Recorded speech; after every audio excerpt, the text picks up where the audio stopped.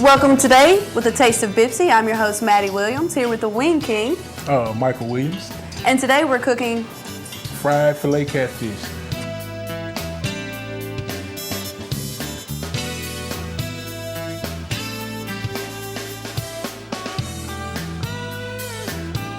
Sounds good. And it's just a basic recipe that I learned from my grandmother, which is just cornmeal, salt, and you can use any kind of flavor profile that you want to, but I normally just add salt, black pepper, and granulated garlic, and the catfish fillets, and also we'll be doing French fries also, and we'll be making our own homemade tartar sauce. Homemade tartar sauce, Yes, okay. ma'am. Let's get started with this batter. Now, what's all in it again? Actually, it's just regular cornmeal, plain meal, Okay. plain yellow meal. You can get that at any grocery store. Any grocery store. Okay. Salt, regular salt, Martin salt. You know, when it rains, it pours. Regular black pepper. Okay. And just granulated garlic, and that's basically it. Okay. Now, what if someone's allergic to cornmeal or something? Are there any alternatives? Actually, you could use flour. You can use Okay. seasoned flour. They got different types. Like you got rice meal, just different types of different products that you can use. But I really don't know nobody that's allergic to corn. Okay, well, there we go. Really Just in case, there are Okay. other options. Yes, ma'am. Okay, and where did we get the fish from? Actually, this fish right here was bought from Sam's, and most of the time during this time of year, actually maybe a couple weeks down the road, well, we'll be able to. Most of the fishermen will be out in there, have their nets, and we'll be able to get catfish. Good to know. Yes, ma'am. All right, so what do we do to get started? Well, actually, what I do is first thing I do is get my pan and get my grease up to temperature, really about anywhere from 350 to 375, depending on the size of the fillets. And these were whole fillets, and I cut them into strips. That. I cut these fillets into strips, and I figure it's about maybe 4.5 pounds of fish right here. Okay. And what we normally do is just take one of the fillets and put it in the meal. Just mix it up like that? Yes, ma'am. That's it. But you actually put, more than that in there to get started. Oh, you're just throwing them in there? Yeah, that's what you do. That's what we do. All right. Yeah, and just kind of mix it up. Make sure they're good and seasoned, and also make sure that your fish is patted dry. Not real wet, because you get a little splatter here going here in a minute. Okay. And that's it. And what we'll do now is we'll drop the catfish in the hot grease and go from there. Okay. And what kind of grease is that? What kind of oil? Actually, that's salad oil, which is basically just basic vegetable oil. Okay. Most of the time, if you're frying a lot of fish, you probably use peanut oil because it has a high flash point. It don't burn as bad as like vegetable oil. But since we got a small batch, we won't worry about doing that. Okay. And it's just basic vegetable oil. And the grease is not quite ready yet, so what I'll do is just let it come up to temperature. And what temperature does it have to be? Normally about 375. 375? 375. Okay. And you have a thermometer to check Yes, that? ma'am, I can check it. What I normally do is just check it, and I thought I was about on point, but we'll check and see. It should be getting in it shortly. And like once you get it to temperature and get everything rolling pretty good, you'll be all right. Okay. So this is typically quick. We just have to wait for the Yeah, grease. just wait for the oil to get up to temperature. At least we don't have to catch the fish. Yeah, exactly. Well, like I tell them all the time, every time I go fishing, I always catch something because I go to the fish market. That's a good one. That's what I do,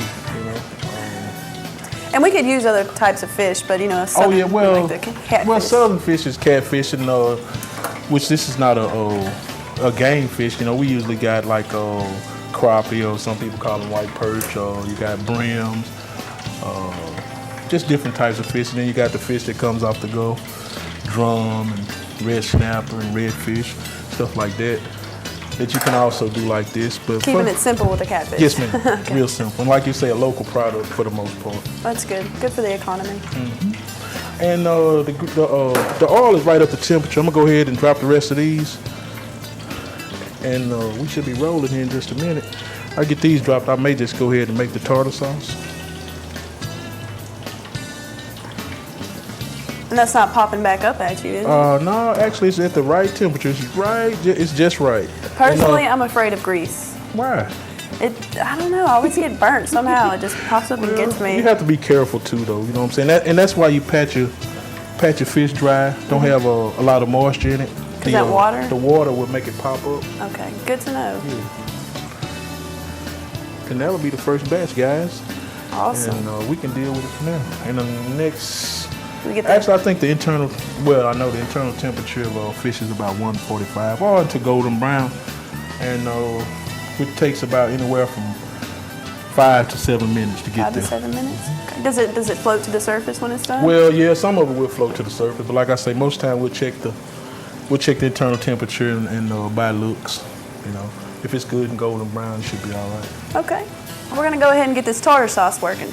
And it basically tartar sauce is just basically mayonnaise, pickle relish, and a little lemon juice. And what I normally do is just take about a half cup of mayo. Okay. Just regular mayonnaise? Just regular mayonnaise, Okay. blue plate, whatever you want to use, and about a teaspoon of lemon juice. Okay. And normally I use just regular pickle relish, dill pickle relish. About a spoonful? About 2 teaspoons full.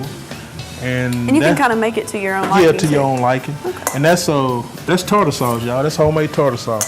So the next time you go to the store and you want to get some tartar sauce, think about it. You got all the ingredients at home that you need. And I've learned so much about different things that we make, as far as different stuff that we make. I don't know. Like now, everything I try to do is most of the time it's in the pantry that you have to make. You've already paid for it. It's good to know. So instead of having to go out and buy everything, you can make it. You can make it right there. Okay. And so we're done with the tartar sauce. The tartar sauce is done. All we got to do is get ready to plate it. Okay. And that's it. Awesome. Yes. How's the fish looking? The fish is coming on just fine. I figure we got another maybe 3 to 4 minutes. 3 to 4 minutes? Yeah. It's looking good though. Okay. And like I say, I normally just check it and just kind of move it around a little bit. It's kind of stirred. Does it stick to the bottom? No, it actually does. It's like I say, once it start rolling and boiling, the oil is boiling and it's kind of keeping it afloat. Mixing it around? Yeah. Okay. That makes sense. Sort of like doing hot pasta and boiling water, basically the same concept. Makes And sense. just sit there and wait for it to turn, like I say, get golden brown or internal temperature of about 155. 155. Yes. All right. And we're going to cook the fries in the exact same. Same grease and no cross contamination. Basically, it's the same thing. We're gonna be eating it right after. Most of the time, as we say in the South, right from the frying pan to the plate to the mouth. Yeah. That's true. Yep, that's the way we do it. Okay. And normally I have a plate, where you can drain it, drain the oil off, and grease then we'll off? plate it. Yes, ma'am. Okay. So we are just waiting for that. We're waiting for the fish to finish, and we'll put it on a paper towel and drain it, add a little tartar sauce, and that's it. Okay, we're going to take another short break, and we'll be right back. Stay with us. It's about me. It's about me. And me. And me. It's about me. And me. It's about me. It's about me. And me. It's about me. It's about you.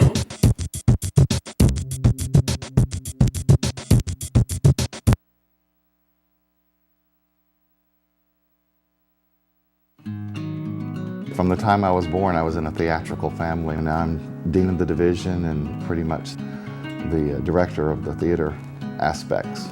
I love that people come to theater to experience the pain and tragedy and joy of other people's lives. I think that's kind of a beautiful thing. It's a release. The whole experience of being on stage, it's scary, but I think it's kind of worth it because you get this adrenaline rush, you get all these emotions that you don't get to feel every day. I haven't found a similar experience quite like it yet. It comes to a point where everything around me is real.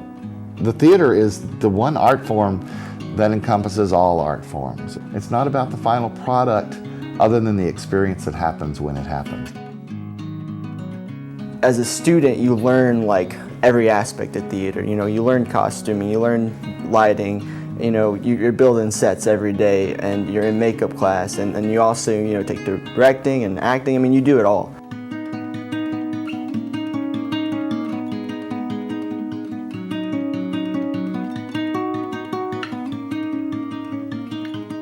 hardest thing for some students to grasp is the language that they're dealing with, and you have to help them along. So when I find a student who has a lot of talent but needs some encouragement in other areas, that's the ones I really enjoy working with the most, I think. Well, the faculty and staff at Bossier Parish Community College is absolutely fantastic. They wish they could keep you forever and they love you and all that, but they want you to spread your wings and fly, and they are seriously preparing you for that. We're looking to increase our audience development, which will bring in more people to see how wonderful our students are and how many opportunities that we can give them. Also giving the experience to the students that they need so they can get out of here with their degree and get a job.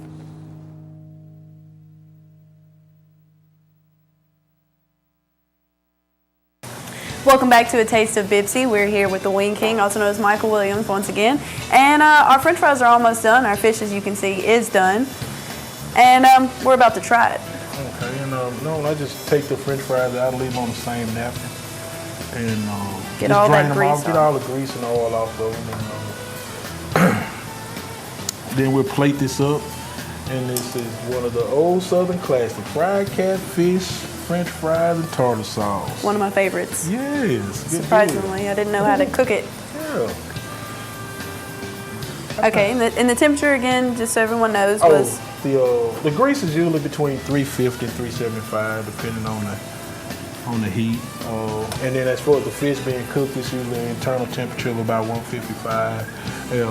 And like I say, most times you can kind of see it. Southerners, as they say, we just eyeball it golden brown. Golden brown. Golden brown. Let's get all them little fries out of there. Yeah, get all the little fries out. And after that, most times the fish is good and hot, the French fries are hot, and we'll plate this deal up and go from there. Let's get it. All right. I'll go ahead and get a little bit of tartar sauce on here. Okay. Thank you. It's the least I can do. And we'll just put some fish on there. We'll let you taste this and see what we're cooking with today. Awesome. And some fries. Yes. Fresh fries too. Yes, hot. As they say, we're cooking with gas today. All right. Go ahead and try that, man. Let's see. And my hands are clean. Assure you. Okay. Here it goes. Go for it. Love it. All right. Southern favorite, of course.